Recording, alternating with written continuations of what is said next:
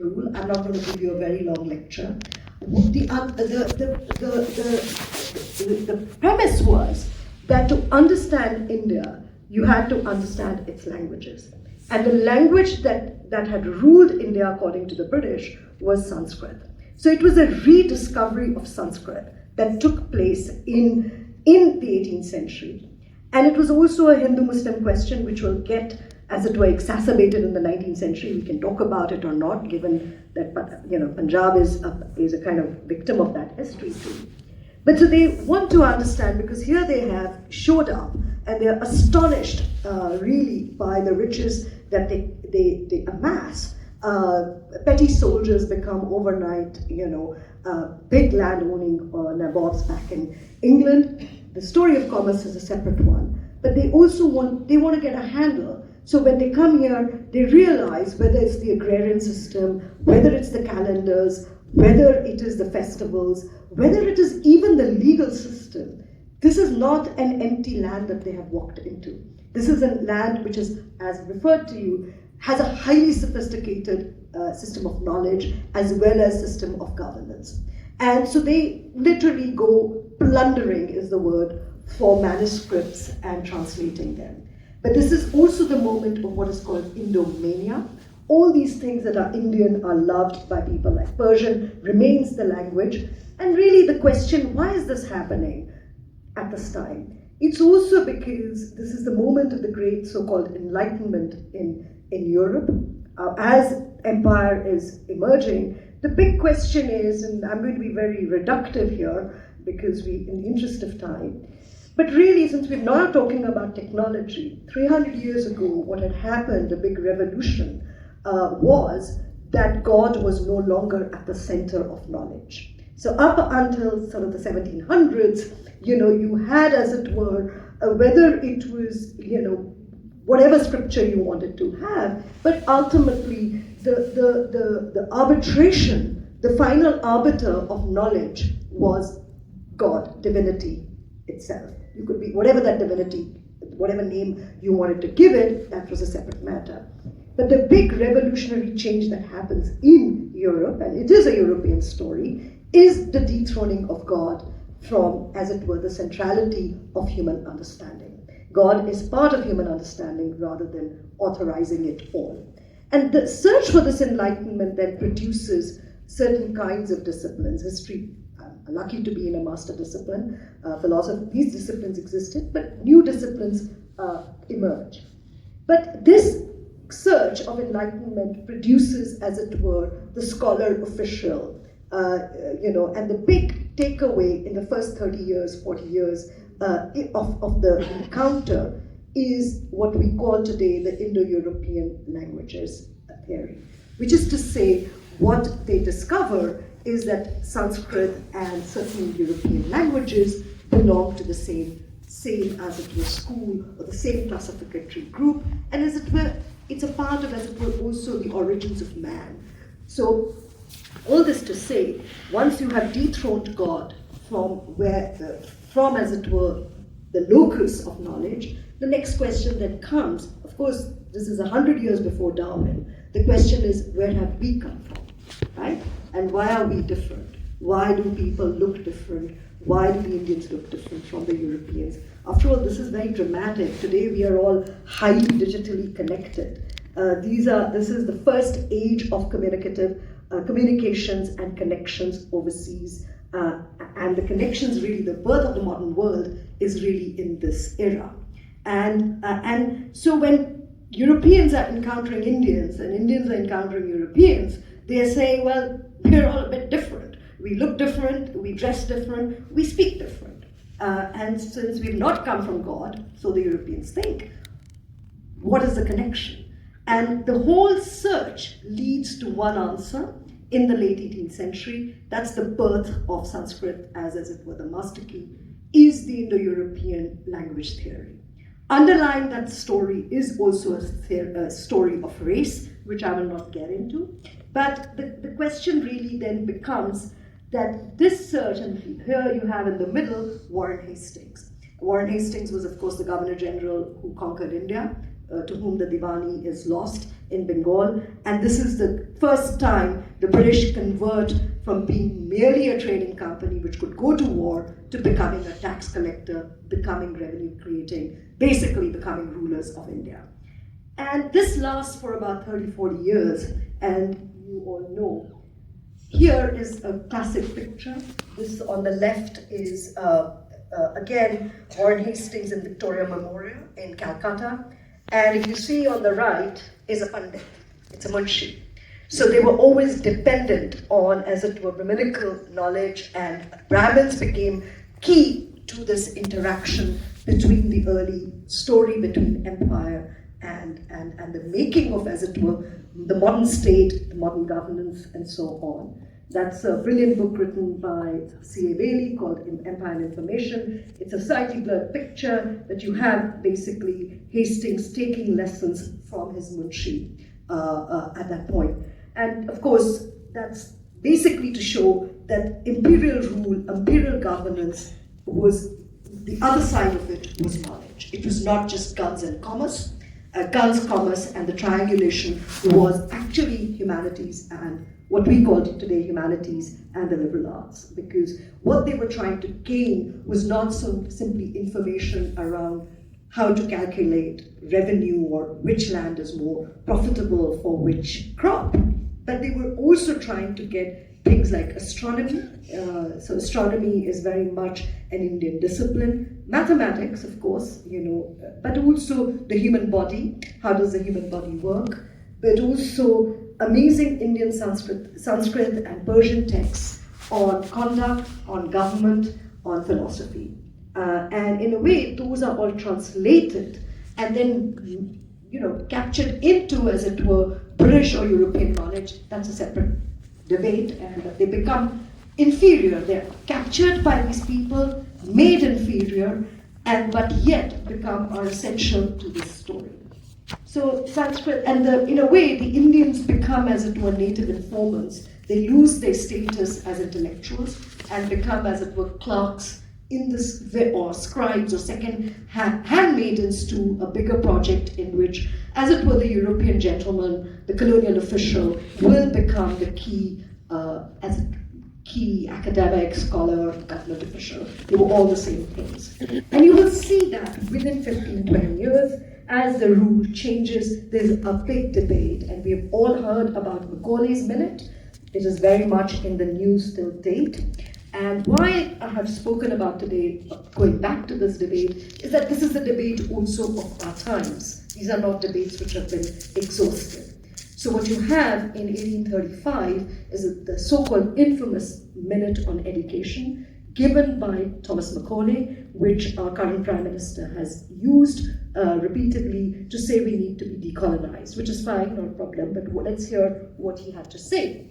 Macaulay wants to overthrow the Orientalist legacy of Warren Hastings. He doesn't think things like Persian, Sanskrit, etc. are important. But what is really important in this era, because by the 1800s, empire has really taken control. The last two wars that are left are the Anglo-Sikh wars that will take place in the 30s and the 40s, but really after the end of the Marathas in the 1800s, the British have really become the unassailable rulers of India. And they know it, and they now no longer want to rule it in terms in Indian terms. So out goes Sanskrit, out goes Persian, out goes trying to understand, translate all of the stuff. But Thomas Macaulay, who was at the heart, he's not a minor figure. He is the father, if I can use that word advisedly, of liberalism alongside John Stuart Mill. So this modern theory of government that we have today, where you have separations of power, executive, legislature, judiciary, all these debates are taking place in the British Parliament, in which Macaulay is the key protagonist.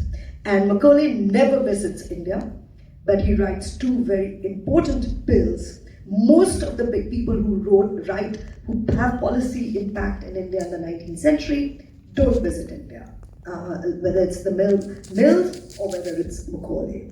And the point really Macaulay is making is twofold.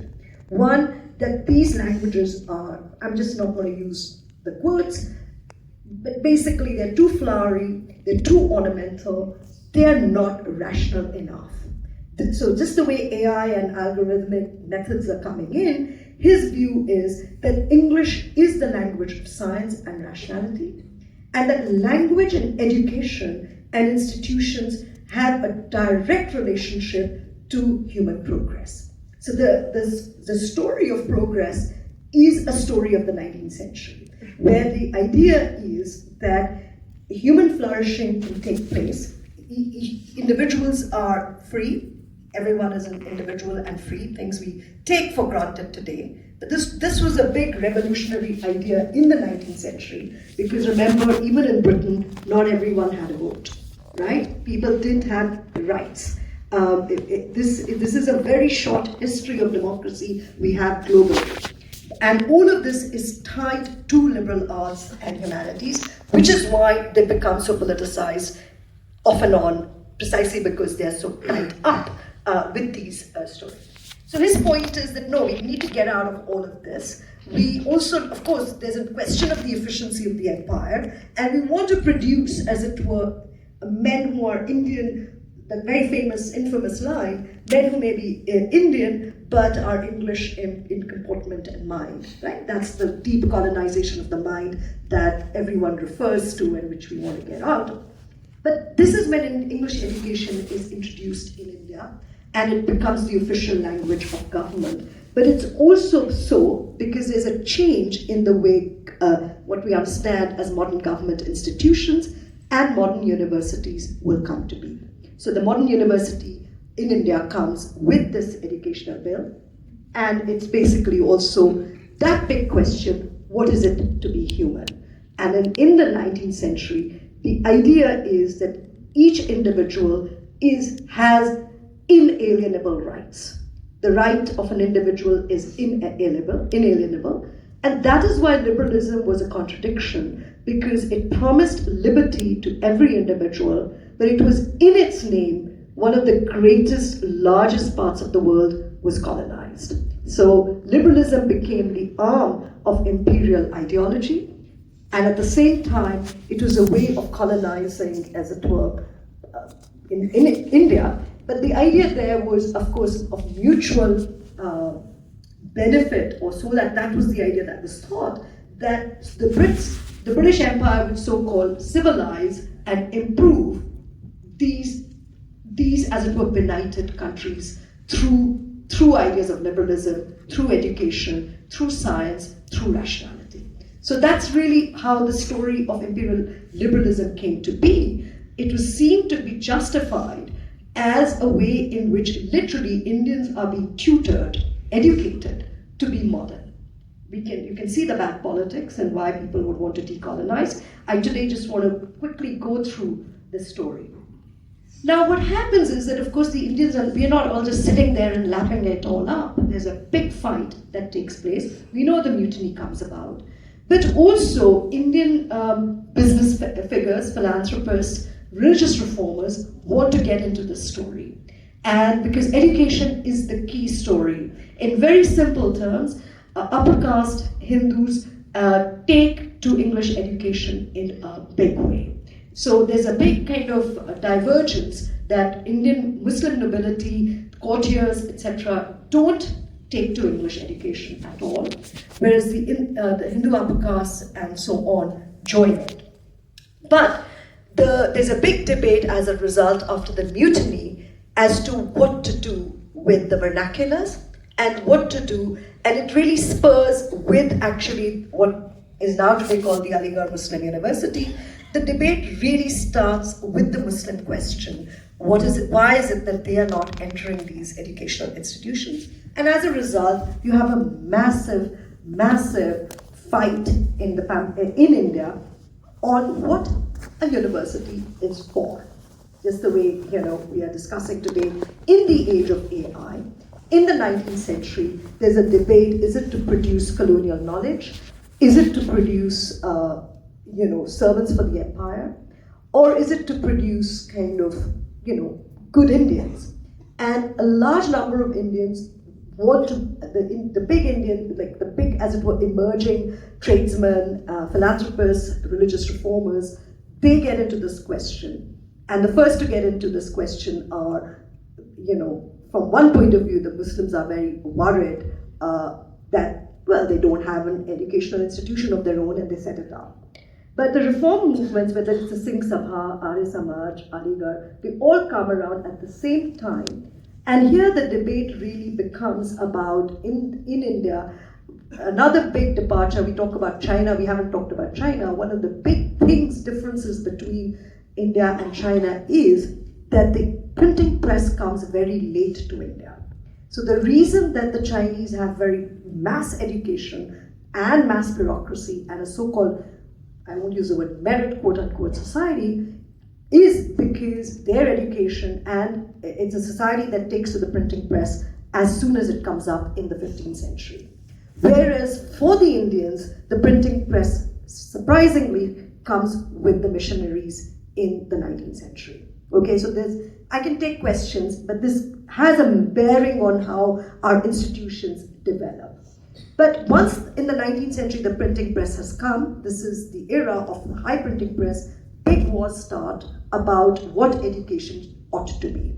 It is not a debate simply taking place in seminar rooms. It is a debate taking place in temples, in congregations, because education is the form for upward mobility. And you have, as it were, languages emerging with it, the Hindi-Urdu controversy. But what is fascinating is that it's this moment that Punjab University is produced in Lahore. And it has a very different model from Calcutta, where it was all about high science and high research and producing people for the empire. And here, it's actually a Hungarian man, Leitner, who sets up Punjab University, very much like I think you have in your midst faculty from Europe here. It's Europeans who come and set it up. And he says, well, we need to make it local to Punjab. And to be fair, it really did its job. I mean, Punjab University was a flag-bearing university because it was the first university also to introduce humanities like psychology, subjects new like sociology, psychology, things which were considered to be quite weird in that time. And so it was pioneering for that reason. And then it's really in the 20th century that with the national movement that we really have a truly first Indian university. And of course, that is the Banaras Hindu University, which is not colonial, which is made by 100% Indian money. It has raised money from princes, mercantilists, and so on. And the key figure is, of course, Madan Mohan Malviya, an interesting character himself because he works both within the Congress and the Hindu Mahasabha. So he's both conservative and liberal, very hard to kind of pigeonhole. And his view is that really, he obviously, the question is, what is the relationship? So initially our universities are really, psychodrama, if I can put it like that, on whether religion is part of it or not. Can religion be separated from education? This is a debate that goes on for 60, 70 years. And what is fascinating is that they don't have a fight between religion and science, which is the story in Europe. We are able to do both religion and science in the same university. So we never dethrone God. But the debate really is, should one particular religion, basically religious-based admissions and denominational question, because of the Aligarh question. But Banaras Hindu University, like Allahabad University, easily miles ahead than most of the European institutions of the day. And why they decline is a question we should ask, but I'm not going to ask that today. I just want, the question is that they do decline.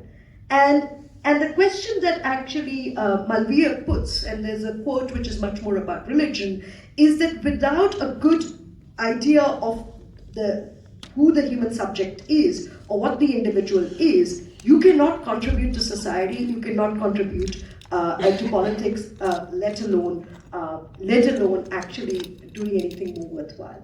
So that's the kind of very high principle, and the idea is to go back to Sanskrit knowledge, and BHU is set up there. But the fascinating thing about BHU is that it is 100% made on Indian money rather than, and Annie Besant is one of the key figures there.